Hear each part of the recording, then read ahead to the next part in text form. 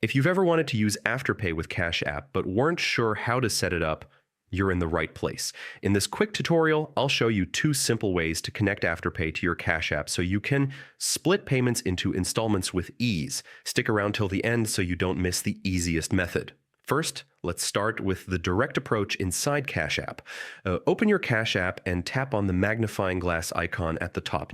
This is the Discovery tab. In the search bar, type Afterpay.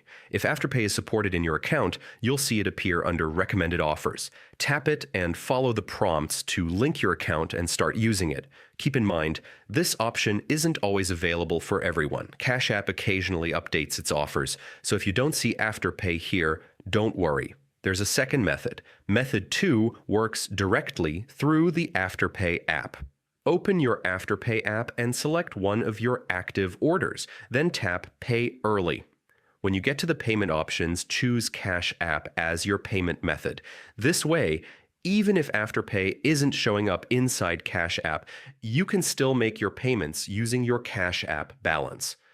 The key takeaway is that there are two reliable ways to do this: searching for Afterpay inside Cash App for a direct connection, or using Cash App as a payment method from the Afterpay app itself.